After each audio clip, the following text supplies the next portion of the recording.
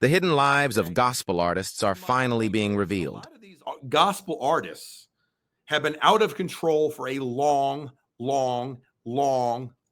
time. Okay, either how they're living or what they're doing. A lot of them have been out of control for a long time. Okay, they've got a lot of, in the closet stuff that's been going on, either sexually or other stuff. They got a lot of unholy things in their closets that they've been doing a long time.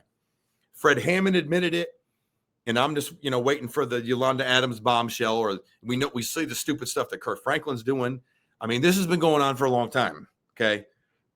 So number one, a lot of these gospel artists have been living hypocritical lives for a long time.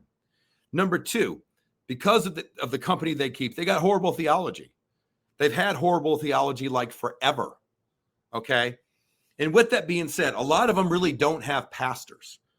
They say they do, but they really don't, because of their touring and because of their celebrity and because of who they became and all that. A lot of them travel too much. So consequently, I remember Mary, they used to say their pastor was, Kenneth Ulmer. Okay, fine. And I say that to say a lot of these people, they say they have a pastor because they may go to that church, but that doesn't necessarily mean that church is in them. So when they're on TBN or when they're on Daystar, they'll say they have a pastor, and pastor such and such church of such and such in such and such state is my pastor. But they may only go to that church maybe 3 or 4 times a year.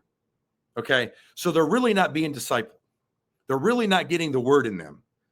Even though they're singing about the word and they're singing about Jesus and they're singing about the church and they're singing about ministry and all that kind of stuff, the reality is the word is really not getting in them. They may have been raised in the church, but now they're a celebrity rock star gospel singer, and they may say they have a pastor, but they're really not being discipled by that pastor. 9 times out of 10, maybe in some cases they are, but 9 out of 10, they're really not.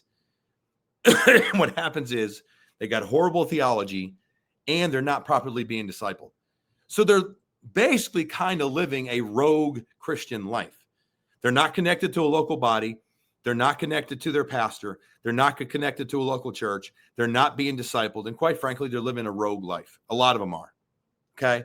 So I'm not surprised by any of this. So even though they say they have a pastor, a lot of them really don't. Okay.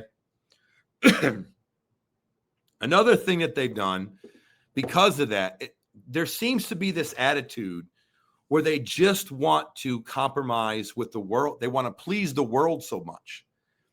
So they're like a chameleon. They will change what they say and what they do depending on the audience that they're around.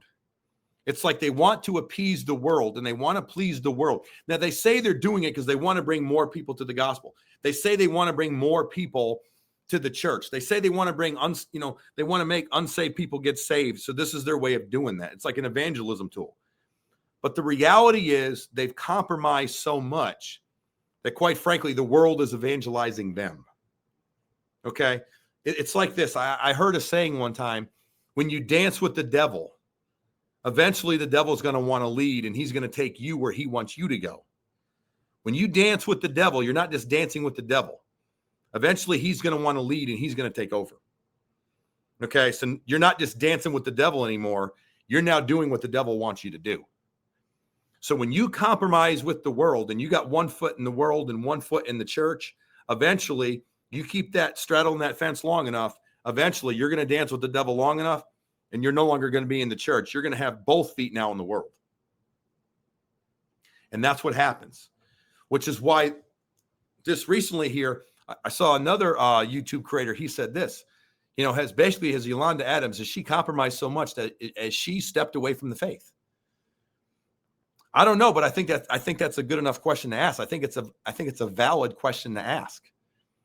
So I'm going to play this like a minute and a half short. It's not very long. I'm going to give you my insights, and then I'm going to try to answer that question a little bit. So let me go ahead and share my screen. That was a whole bunch of background information for what we're about ready to watch. This was on an interview that she gave. Yolanda Adams suggests God is bigger than gender. Well, where are you going with that? Because if you're not going to address him as he, and you dress them as she or her, there's many implications of that. And I'm going to talk about that here in a little bit. I think that God is this small entity that people are trying to make him or her or it, because he is spirit. because we are of the mind of calling things, gender wise, because that's how we grew up. I'm just going to continue to say he, if he Stop.